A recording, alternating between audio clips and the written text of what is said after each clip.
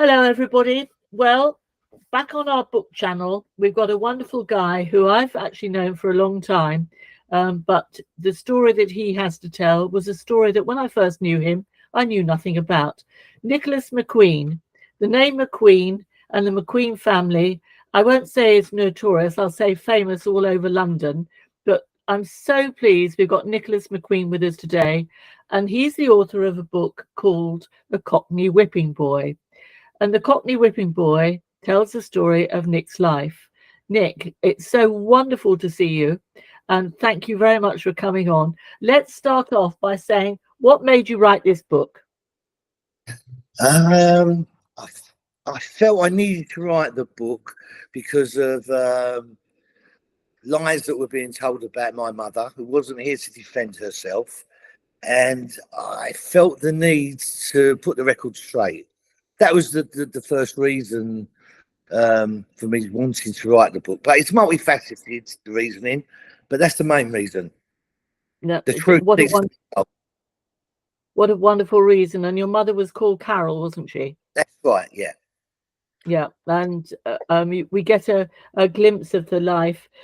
You're a good London East End boy, a good Cockney lad, and as I say, you can't get any more Cockney than a McQueen.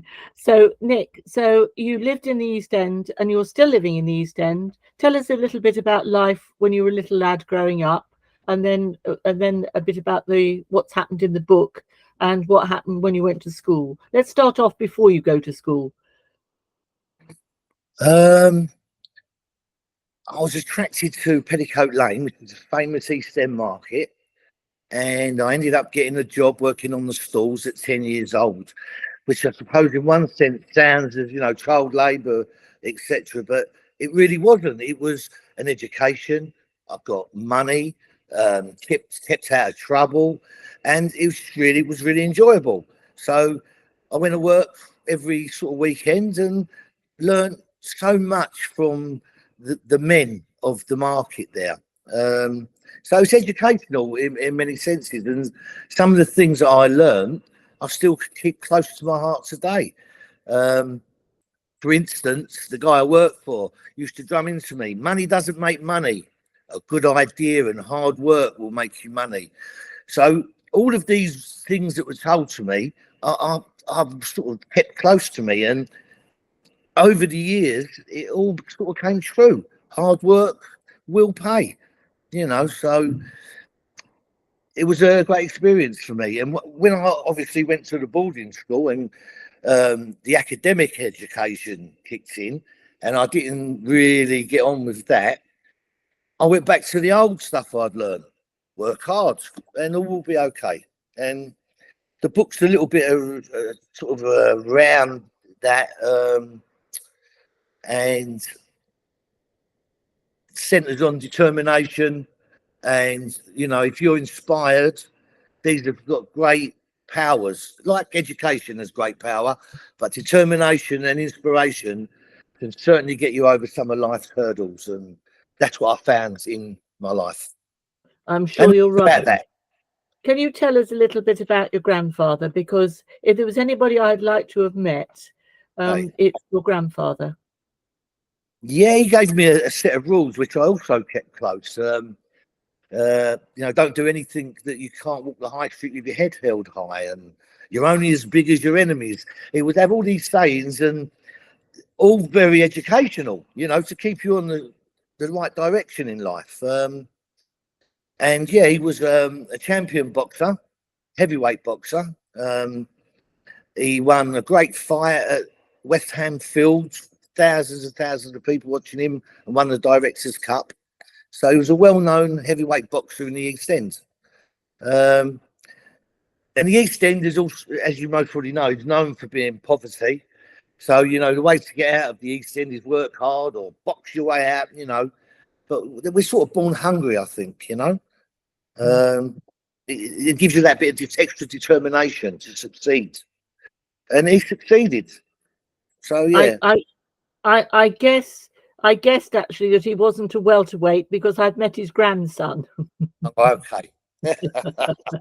Yeah, no, he was a big character, and funny enough, because I met so many people back then that had punch drunk, damaged from being punched. He was a very bright guy, and as oodles of common sense, and yeah, he wasn't sort of like a punchy type of boxer, but yeah, And I was so pleased I had him. he ran a pub. Yeah, he had the White Hart pub, Aldgate, Aldgate East. Is it still there, And Nick? Is it yeah, still it there? is. Yeah, it is. It's a famous pub because of Jack the Ripper. Yeah. Jack the Ripper tours actually start from that venue now. So you can go for a walkabout and look at all the places that these ladies were slain. The first one that was killed was 50 yards from the pub. So yeah, it's quite a famous pub, I suppose, in many respects. Do you still visit? No, I don't actually. No, I pass it regularly on my way home. It's changed a bit as well. It's had development somewhat, but no, I don't actually go in there. It's very No, difficult right. to park. Right now, the awful part about the book, or the hard part about the book, was your schooling in Caterham. Now, I'm sure there were parts, and I know there were parts that you quite enjoyed and what have you, but the worst part about it was that you were horribly abused there, as were so many other children. And because you come from the East End and you're a strong lad, you took a lot of punishment for the other lads as well. So we won't go into too much about that, but give us just an overview, Nick, of your time at Caterham School. Yeah, I think in reflection, looking back at those days, uh, the way I was treated is that you're a tough East End boy. You can take this punishment more so than some of the softer types that were there. Um, Even today, it's an expensive place to send your children. So a lot of the children were fee paying. I was, on the other hand, sent there by the government, and I wasn't fee paying. So I think a lot of it might have been that they didn't want to hurt the kids that actually was parents were paying the fees. So I seemed to get it, and they had no mercy with me. You're a tough East End kid, you can take it anyway, and that was the attitude that I was getting there. But they did a lot of let me say sexual stuff, really stripping you down, degrading you, and they used to. Well, this guy used to leave buckets of water out overnight and come and get you from your bed in the morning and throw it over my penis. And I thought it was a sex attack at the time, but it definitely has done something to your mind. And years later, as it says in the book, I investigated and found out it's an enhanced punishment technique, a technique they use in Guantanamo Bay on the most vicious terrorists, and it breaks the mind. It actually has something to do with the mind. So interesting on one hand, but also I was relieved to know that there was more to this than meets the eye. And yeah, I'm very upset that they treated 11-year-old children that badly. And some of the younger ones too, Nick, I think too, didn't they? 8-year-olds, yeah. I mean, that's Yeah. what really hurt me. To watch 8-year-olds get punished in this way, and I couldn't help them, hurt me more, I think, than myself, than they hurt me. Yeah, it was pretty terrible behaviour by these people. Yeah. And I'm glad, Nick. I hope. I know that even when you were writing the book, you went back to the school, didn't you? Yes, I did. Well, I'm an elder guy now, and I thought I need to do the right thing, not just for myself, but for the others that were there, and even maybe children of the future. I felt that my conscience told me I'm wrong being quiet about it. I should really, get it sort of sorted out. And yeah, so I went there, and the attitude I found was really quite disgusting. I found, that they into the cover up of things and not apologising for their bad behaviour. But I mean, this cover-up thing seems to be everywhere. You know, the post office, the blood scandal, Primados. I don't know, everything that all they want to do is cover it up, and yeah, and that's In really many bad. in many ways, the cover up is as bad, if not worse, than the crime itself.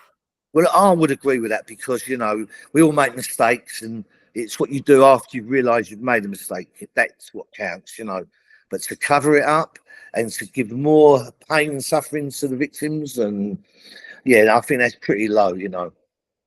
But I did read something in New York that they had a big cover up with the children in New York, and the story become the cover up, not the child abuse. Child abuse, we're sort of like pretty immune to that at the moment. But the cover up is what was interesting. Yeah. And yeah, they spread all the records in my school. It's though that it wasn't there much friends, you know, and it was, because I've got photographs. So yeah, it's a bit upsetting, really.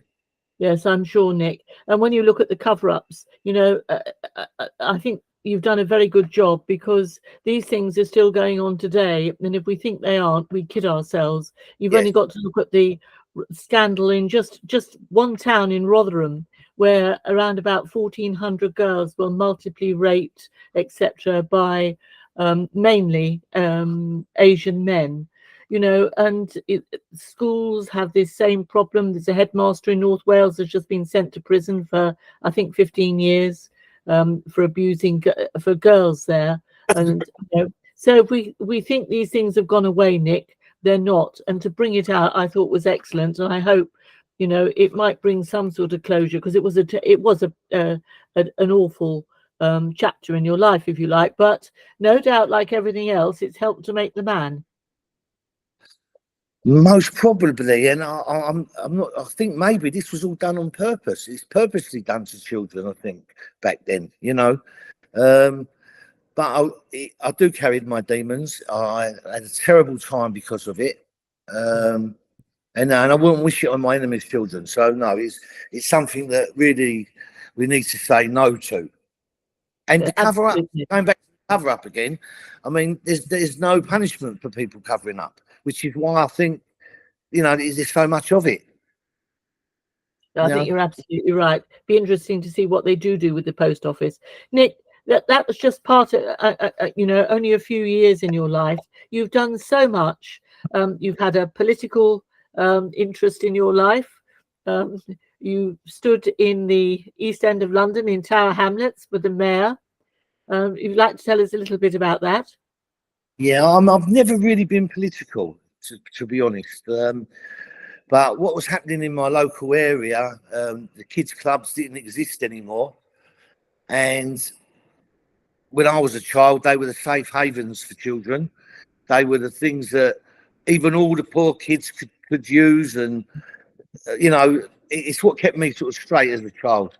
So to see them not available anymore, and things just closing down, I got a little bit upset about that. And so I entered the arena in the political game in Tower Hamlets. Yeah, that's why I sort of got involved, really. It's an excellent reason for doing so, and you did very well. I mean, for people that don't understand, when you put up for things like a member of parliament, etc., you have to put a deposit down, which is around £500, and you have to get 5% of the vote to have your deposit returned to you. Now, I've lost quite a few £500 in my time. I have won some back as well, but I have lost probably more than I've won back, because we stood on tickets which are now very popular, but they weren't particularly at the time. So well done for that, especially where you stood. Nick, other parts of your life, you've been a florist, and you know, the McQueens, the floristry, and that sort of side of thing, not normally associated with a good East End lad. How did you get into floristry? Yeah, I started selling flowers on the side of the road, and it expanded from there. I studied, I learned a lot about flowers and plants, And it basically was that I went to Covent Garden and saw the guys who were selling the plants pick up plants with Range Rovers, and the guy selling the flowers with bashed up old vans. And I thought, right, got to get into these plants. And I found a way of hiring plants to the offices throughout the city of London, and everybody wanted me to do the job, and I've done very well and established the first corporate florist. Unbelievable. I'll just say a little bit about the McQueen family. There's three of you that people will know or know of. There's yourself, of course. There's one cousin called Mason. That's right. He's not done badly for a black cab driver. Yeah. And then, of course, there was Alexander, who probably, I would think, is probably the most famous of the three of you, who sadly is no longer with us. But you and Mason, the old East End doesn't do too badly, really, does it? Well, they say the City of London is the Golden Mile, but the East End, they say, is the second Golden Mile, because so many people come from this 1 square mile of the East End and succeed, in a huge way. And I would put it down to being born hungry, I think, anyway. But yeah, there's a lot of success comes out of the East End.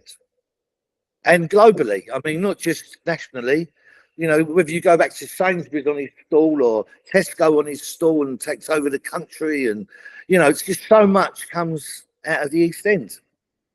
There was a wonderful... I don't know, it's a never-ending list of people who become quite successful. There was a wonderful story of I can't actually remember it now very well, but there was a wonderful taxi, a black cab driver went out to Australia and started a vineyard out there. And he, he was from the Paddington area of London. He wasn't the East End, but he was Paddington. Right. He went out and established one of the most successful vineyards in Australia. So you're right. It doesn't just happen that you stay close to home, which you have. You go all over everywhere. Nick, the most important probably person in your life is somebody we haven't spoken about yet, is a rather nice lady called Paula. Would you like just to give a little mention to Paula? Because without her, behind every good man, there is a very, very good woman. For sure. I'm the first to agree with it. I don't know what I would do without her. So, yeah. No, my wife's very supportive. Keeps me grounded. And, she's part of the double acts that we present. She's my publisher at the moment. So I have to be very nice to her. Yeah. Well, I think for nearly getting up towards 50 years, I don't think you've done too badly, you two. And, the lovely story in the book of how you met. I mean, the book covers so much. Each chapter, Nick, could be the whole life for some people. It's an absolutely wonderful book to read. And we're going to put it up on screen. I've got it here somewhere. I have the paperback version here. Now, it's just come out in hardback as well, hasn't it? Yeah. You have the hardback version there? I do. That's, there we go. And available from all good bookshops and online. That's correct. Foyles, Waterstones, Amazon, pretty much everywhere. And at the moment, it's gone global, which is really pleasing for us. So you can get it in Japan, which I thought was amazing, So can I just say, I had a little bit to do with it in the early days. I'm glad you didn't ask me to translate it into Japanese. That's all I can say. Yeah. So no, I'm very pleased with the way it's gone, and hopefully, someone can get some inspiration from the things I got inspiration from. It's kept me going in tough times, and I think that's sort of part of the book. Yeah, Nick, it's absolutely wonderful to talk to you. Thank you so much for coming on, and we'll put all the details about where you can get it and the ISBN number, etc., at the end of this interview. God bless you. Oh, thanks so much.